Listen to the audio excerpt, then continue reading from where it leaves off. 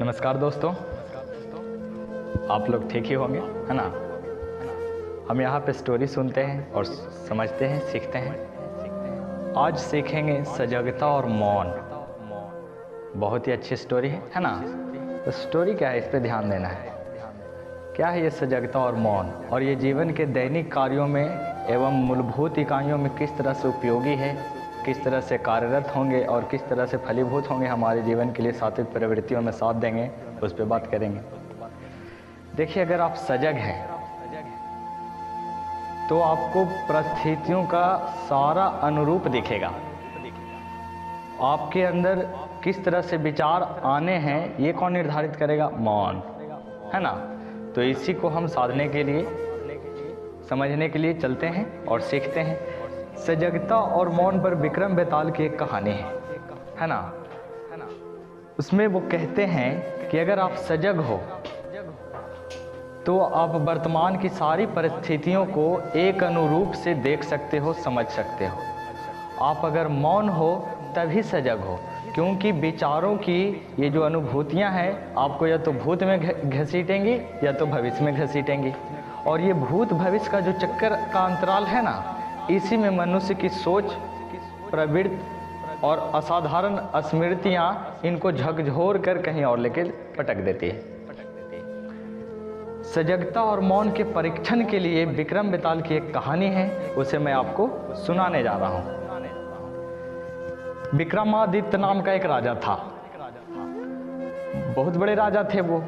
उनके दरबार में अनेकों उनके सहयोगी, उनके समर्थक, उनके चाहने वाले आते थे और उन्हें भेंट स्वरूप कई सारे उपहार दे देते थे, है ना।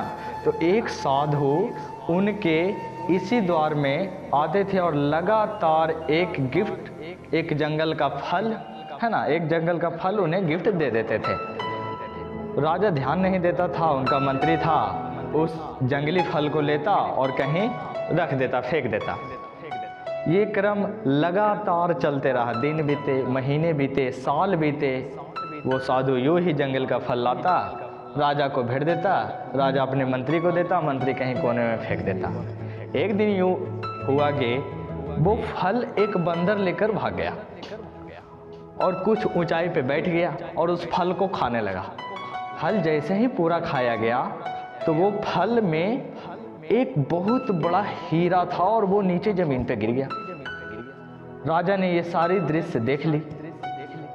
उस फल को जो वो साधु देता था राजा को, वो उनके मन में बसा हुआ था, उसका चित्र उस साधु का। देखा कि इतने बड़े हीरे, ये तो पूरे जीवन में मैंने नहीं देखा था, इतने बड़ा हीरा यार। तो उसको किया क्या, उस मंत्री से पूछा कि बताओ, उस साधु द्वारा दिया गया वो सारा फल तुमने कहाँ रखा? उसकी खोज करने के लिए, उस फल को खोज करने के लिए गए तो देखा कि एक कोने में कहीं बहुत फल, यानी लगातार दिया हो तो ढेर हो गया था, फेकल है कहीं, एकदम यूं छिद्राल है और बहुत बदबू दे रहा है, लेकिन उसमें बड़े बड़े हीरे निकल रहे हैं। वो इतने हीरे थे डियर फ्रेंड्स, वो इतने हीरे थे कि राजा विक्रमादित्य को पूरे दुनिया में सबसे अमीर बना दिए। उन्होंने तुरंत उस साधु की खोज की।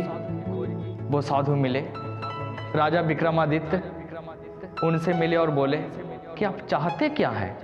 इतने सालों से आप मुझे एक फल दे रहे थे, आपने बिना कुछ बताए, मैं उसे असहज रूप से बढ़िया से ध्यान नहीं दे रहा था, उस पर आपके कामों पे ध्यान नहीं दे रहा था और लगातार हम उसको एक कोने में फेंकते जा रहे थे। आप इतने बड़े बड़े, इतनी कीमती कीमती हीरे मुझे दे रहे थे।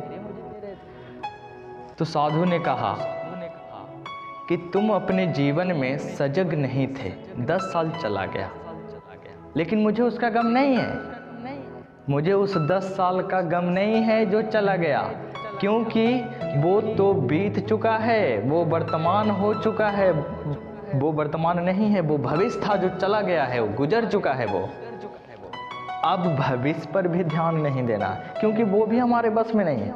अगर मैं कहूँ कि भविष्य में सारी घटनाएं होंगी तो भविष्य कभी आता है क्या? नहीं, कल कभी नहीं आता है डियर फ्रेंड। तो साधु की बातें उनको रहस्यमय लग रही थी। विक्रम बेताल जी बोले कि आपके बात हमें कुछ प्रेरणा देती है, आप कहना क्या चाहते हैं? तो साधु ने कहा, भूत छोड़ो और भविष्य छोड़ो, मैं तुम्हें वर्तमान को साधने के लिए तुम्हें कुछ कहना चाहता हूँ, बताना चाहता हूँ। तुम एक मरघट पे चले आना। रात के 12 बजे मरघट वो होता है, मरघट वो स्थान है डियर फ्रेंड जहाँ मुर्दों को जलाया जाता है। बोला कि आप मरघट पे चले आओ। विक्रमादित्य सोच में पड़ गए, मैं जाऊं कि ना जाऊं। एक साधु लगातार 10 साल से हमें एक भेंट देता आ रहा है, हमने उस बात पे ध्यान नहीं दिया और वो दुनिया का सबसे बड़ा खजाना निकला। दूसरा नंबर, उस मरघट पे हो सके मुक्ति का कोई द्वार हो सके मुझे कोई एक नया आयाम मिल जाए। ऐसी सोच राजा विक्रमादित्य के मन में चल रही थी। लगातार ऐसी सोच से परे वो अपने आप को तितर बितर रूप उनके मन में लगातार कौम रहा था, चल रहा था कि क्या है ये साधु। विक्रमादित्य बलशाली व्यक्ति, राजा, अगर नहीं जाते तो अपने आप में हीन भावना लगती। उन्होंने समझा कि जाना ही उचितकर है, अब साधु के सामने तो जाना ही पड़ेगा। गया, चारों तरफ मरघट पे जैसे ही पहुंचते हैं चारों तरफ कोलाहल, चीख चिल्लाहट, मुर्दे पड़े हुए हैं यूं ही, और वो साधु एक मुर्दे को लेकर काट रहा है। कई आसपास भी मुर्दे फैले हुए हैं। उससे जितनी भी उपयोगी चीज़ें होती थी कुछ काम के, वो तंत्र मंत्र की हड्डियाँ वड्डियाँ वो साधु निकाल के रखे हुए हैं। साधु देखा विक्रमादित्य को, बोला आ गए आप, मैं आपको एक कार्य देना चाहता हूँ। मैं चाहता हूँ कि यहाँ से कुछ दूर पर एक वट का वृक्ष है, आप वहाँ जाइए और वहाँ से एक मृत शरीर को मेरे पास लेकर आइए। लेकिन एक बात का ख्याल रखना, आप शांत रहना और मौन रहना और सजग रहना। मौन और सजग रहना, बस 2 ही बात का ख्याल रखना। क्योंकि अगर तुम मौन नहीं रहे तो तुम गए, और अगर तुम मौन नहीं रहोगे तो सजग भी नहीं रह पाओगे। आप जाओ और उस मृत शरीर को मेरे पास लेकर आओ। याद रखना, सजग और मौन। गया विक्रमादित्य, उसकी सजगता और मौन का परीक्षा लेना चाहता था कि ये व्यक्ति जो है दिनचर्या में कितना सजग है, क्या अभी भी जागृत हो पाया कि नहीं। साधु उसे जगाना चाहते थे। गया विक्रमादित्य जाते हैं, पेड़ पर एक बड़ी भयानक लाशें अटकी हुई है, लटके हुए सब ढेरों लाशें इधर उधर लगे हुए, सभी एकदम कोलाहल, चिड़ियों की आवाज़, उड़ती हुई धुंधलाहें आवाज़ें, एकदम अजीब तरह की परिस्थितियाँ। आपको तो सुनकर डर लग रहा होगा, रोंगटे खड़ा हो रहा होगा। लेकिन डर तो विक्रमादित्य को भी लग रहा था। ये भी गए हिम्मत धर के। इसमें होता है कि बलशाली व्यक्ति जो रहता है हिम्मत धर के आगे बढ़ता है, डर से आगे बढ़ता है, और जो कायर रहता है डर के भाग जाता है। तो ये तो बलशाली हिम्मतगर राजा थे, ये आगे बढ़े। पैर पे चढ़ा नहीं जा रहा था, पूरा शरीर कांप रहा था इनका, एकदम बयान नहीं कर पा रहे थे। मौन रहना था, कुछ बोल भी नहीं सकते, चिल्ला भी नहीं सकते, सजग रहना था, स्थिर रहना था। ये पेड़ पर किसी तरह चढ़े और एक लाश के फंदे को काटा, लाश गिरी। विक्रमादित्य उतरे तो लाश के यहाँ जैसे ही जाते हैं तो लाश जोर जोर से हंसने लगता है। इनके तो प्राण होश उड़ जाते हैं, लाश हंस रहा है। लेकिन सजग भी रहना है, मौन भी रहना है, यही तो परीक्षा है उस साधु की। लेकिन इनको पता नहीं विक्रमादित्य को। ये पूछ बैठते हैं इतना सजग रहेगा और कोई। मन में तो 1000 तरह की इस परिस्थितियां में विचार उठने लगेंगे, भावनाएं इनको झकझोरने लगेगी। विक्रमादित्य ने कहा, भाई तुम क्यों हंस रहे हो, क्यों हंस रहे हो। जैसे ही विक्रमादित्य ऐसे पूछता है, लाश फौरन पेड़ पे जाके फिर अटक जाती है। लाश फौरन फिर से पेड़ पर जाके अटक जाती है। फ्रेंड्स, अटकी लाश बोला, तुमने मौन तोड़ दी, मौन खत्म, तुम्हारा मौन खत्म। मैं पेड़ पर। राजा विक्रमादित्य फिर कपकपाहट, फिर किसी तरह वो ऊपर उठे। साधु का कहना था ना, लाश लेके ही आना है, मृत शरीर लेके ही आना है। फिर चढ़े वो पेड़ पे चढ़े, लाश को गिरा, उस लाश को कंधे पे लादे। आप इस दृश्य को कल्पना कीजिए, खाली दृश्य को कल्पना कीजिए, आपके रोंगटे कांप उठ जाएंगे। लाश को शरीर पे लादा, कंधे पे, और चल रहे थे। मृत शरीर ने बोला, भाई बहुत लंबा रास्ता है, मैं इसे कम करने के लिए आपको एक कथा कहानी सुनाता हूँ। मृत शरीर विक्रमादित्य को कहानी सुना रहा है। 3 महापुरुष थे, तीनों के तीनों विद्वान थे। वो एक राजा के यहाँ रहते थे। राजा की एक कन्या थी, तीनों महापुरुष को उस राजा की कन्या से प्यार हो गया, मोहब्बत हो गया, दिल लग गई। ऐसा सुनकर तो विक्रमादित्य के मन में रस पैदा हुआ। याद रखिए, अगर सजग नहीं रहेगा विक्रमादित्य और मौन नहीं रहेगा, फिर लाश जाकर उस पेड़ पे अटक जाएगी। इस बात को अभी अभी विक्रमादित्य को आभास हो चुका था। ये लगातार इस झंझट में पड़ना नहीं चाहता था विक्रमादित्य, लेकिन इसके पास उपाय भी क्या है? उपाय भी क्या है इनके पास? चुपचाप जा रहे हैं लेके। बोला कि तीनों जो व्यक्ति था उनको उस कन्या से मोहब्बत हो गया, लेकिन उस कन्या के यहाँ सामने एक बड़ी समस्या यह थी कि वो किससे विवाह करे। तीनों से कर नहीं सकता, और एगो से करेगी तो दो को नाराज करना उसके लिए उचित कर नहीं था। वो खुद को फांसी लगा दी, वो खुद को फांसी लगा ली। ये घटना बड़ी विचित्र और मार्मिक है दोस्त, इसे आप सुनते जाओ। फांसी लगा ली, कन्या मृत, तीनों शोक में पागल।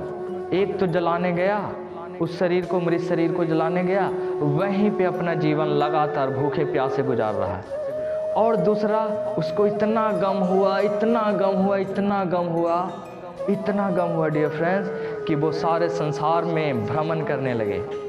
वो इस कदर भ्रमण करने लगे डियर फ्रेंड्स कि वो सोच लिया था कि जिनके साथ संगनी बनना था, घर गृहस्थी चलाना था, वही नहीं तो अब काहे का बास, अब तो हम ऐसे ही ठीक हैं। और एक जो था वो लगातार उस हड्डियों को गंगा में स्नान कराता और रख ले रहता, स्नान कराता और सेव के रखता, मतलब उस ढांचे की सारी हड्डियों को चुना, गंगा जी में धोया और रखता। नित्य क्रिया उसका यही बन चुका था, नित्य क्रिया उसका यही बन चुका था। और पहला तो उसी मरघट पे भूखे प्यासे उसी राख को शरीर में लपेटे हुए एकदम पड़ा हुआ है, बेहोश मदहोश। जो घूम रहा था उसे एक मंत्र की तलाश थी कि कहीं से एक मंत्र मिल जाए जिससे एक हड्डी में, ढांचा में प्राण फूंका जाए। और उसकी ये खोज पूरी हुई फ्रेंड्स, और वो गया, अब उस मंत्र को सीखा और भागा आया दूसरे के पास। बोला कि कहाँ है उनकी ढांचा हड्डियाँ। उनको तो संदेश था कि समाप्त हो चुका है सारे अस्थियाँ हड्डियाँ, लेकिन उस लड़की की सारी अस्थियाँ और हड्डियाँ अभी सलामत थी फ्रेंड्स, अभी सलामत थी। उसने मंत्र पढ़ा और उस लड़की को एकदम झलझलाहट पूरे सुंदर से चित्र में, मार्मिक रूप में प्रस्तुत कर दिया, एकदम स्पष्ट सामने। उस लड़की की शरीर एकदम स्पष्ट रूप से, एकदम साफ सुथरा, एकदम समझ रहे हैं ना आप, उस तरह का शरीर व्यवस्थित रूप से उनके सामने प्रकट हो गया। अब उस मृत शरीर ने विक्रम से पूछा, विक्रमादित्य से पूछा कि बताओ, फिर यहाँ वही समस्या शुरू हो गई कि शादी किससे करें। अगर तुम्हारे पास इस सवाल का जवाब है तो तुम्हें देना पड़ेगा, और अगर नहीं आता है तो कोई बात नहीं। अगर इस सवाल का जवाब तुम नहीं देते तो तुम तुरंत मृत हो जाओगे राजा विक्रमादित्य, तुम तुरंत मृत हो जाओगे। अब राजा विक्रमादित्य शास्त्रों का पढ़ा लिखा राजा था स्वयं में, तुरंत बोल बैठे कि जो घूम घूम के आए, जिन्होंने उस हड्डियों में प्राण फूका, वो तो उनके जनक हुए, पिता हुए, उन्होंने उनको प्राण दिया, जीवन दान दिया, तो वो तो पिता हो गए, उनसे शादी तो नहीं हो सकती। और जो डेली हड्डियों को धो धो कर रखता था, संभाल के रखे हुए था, वो तो पुत्र रूपी कर्म में बन गया, वो पुत्र हो गया, वो उसका कर्म है, धर्म है। वो आशिक तो वही है जो उस मरघट पे लगातार भूखे प्यासे पड़ा हुआ है, राख को लपेटे वहां पे अस्थिर है।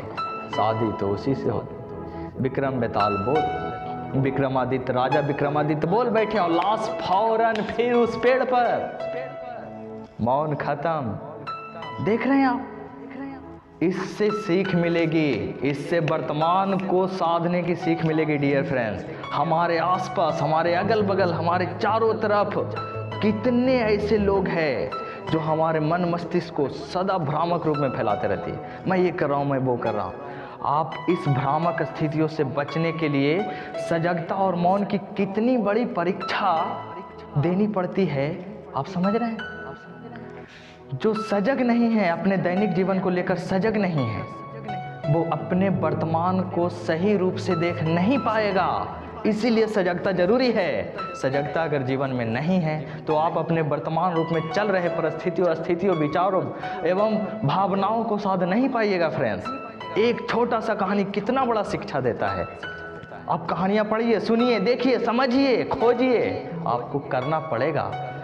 अगर आप मौन तोड़ दिए तो लाखों विचारे आपके मन में यूँ कौंधते चले आएंगे, आपको कभी इधर, कभी उधर, कभी उधर, कभी उधर, कभी ये, कभी वो, कभी अच्छा, कभी बुरा। यस कृत्यम न विधनन्ति शीतम उष्णम भयम रीति समृद्धि रसमृद्धिर्वा सावय पंडित उच्यते। इन्हीं स्थितियों को साधने के लिए संस्कृत में बड़े बड़े श्लोक हैं। आप किसी से भ्रामक रूप से मत उलझिए।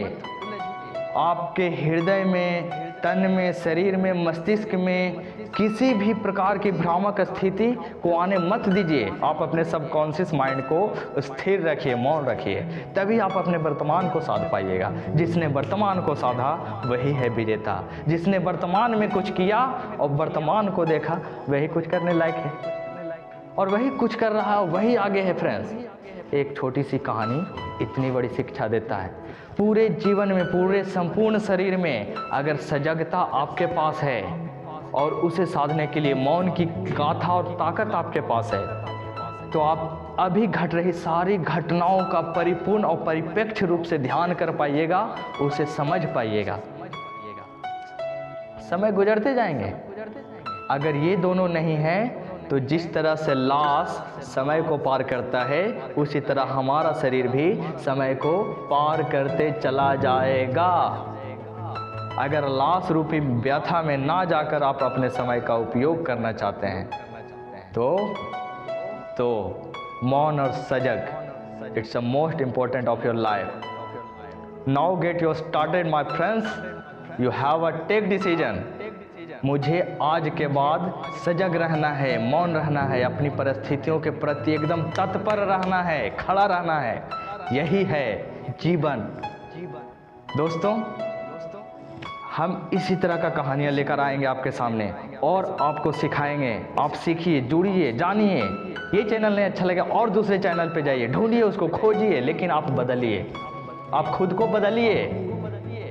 नहीं बदलिएगा, नहीं सजग रहिएगा तो आपके पास वर्तमान है, भूत नहीं है, भविष्य नहीं है। कोई मरता कल में नहीं है, आज में है। कोई जलेगा कल में नहीं, आज में।